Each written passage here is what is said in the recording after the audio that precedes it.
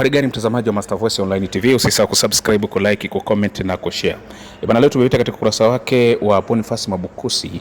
Huyu ni rais wa TLSA, ameandika mara baada ya tamko la waziri wa mambo ya ndani Mheshimiwa Patrobas Katambi kuzuia mikutano ya kisiasa kufanyika nchini.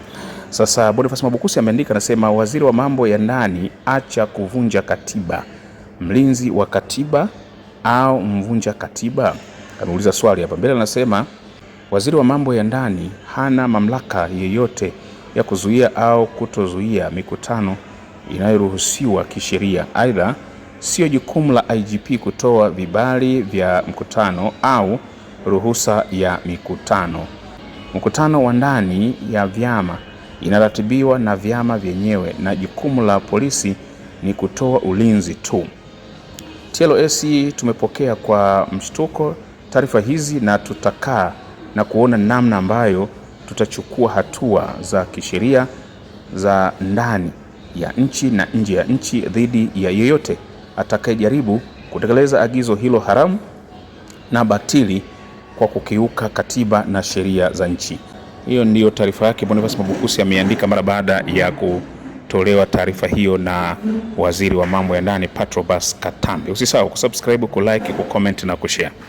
Kwa sababu ya taharuki hizi ambazo zimekuwa zikionyesha endelea, nitatumia fursa hii pia Mheshimiwa Spika, kwa sababu tumekuwa tukisikia majibizano ya hapa na pale kupitia Wizara ya Mambo ya Ndani ambayo ni custodian wa peace, order and tranquility, kupitia Wizara ya Mambo ya Ndani ambayo tumepewa instrument na dhamana ya kusimamia amani, ulinzi na usalama, na kwa sababu uchochezi wa mambo haya umeonekana zaidi kwenye maeneo ya kisiasa, Mheshimiwa Spika, kupitia bunge lako tukufu, na mwelekeza IGP Wambura asitoe vibali kwa kazi zozote zitakazokuwa zinahusiana na kufanya mikutano ya hadhara katika kipindi hiki kwa chama chochote, iwe Chama cha Mapinduzi, iwe chama chochote kile.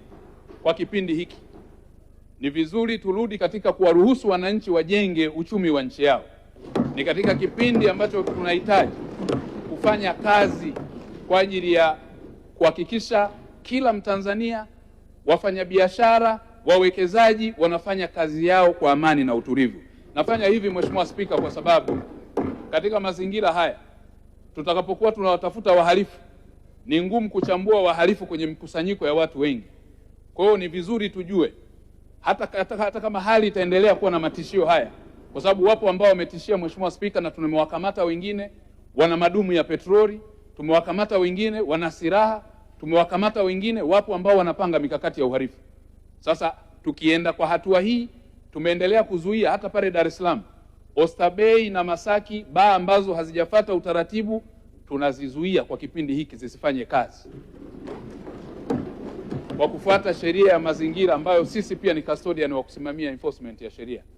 Maeneo yote katika kipindi cha usiku ambayo yana matishio ya usalama, uchunguzi ukifanyika na ikaonekana kuna tension za kiusalama, naagiza kupitia jeshi la polisi, IGP Wambura na MRPC wote na kamati za usalama, msisite kuwafungia katika kipindi hiki, kwa sababu tunahitaji amani na utulivu wa nchi yetu.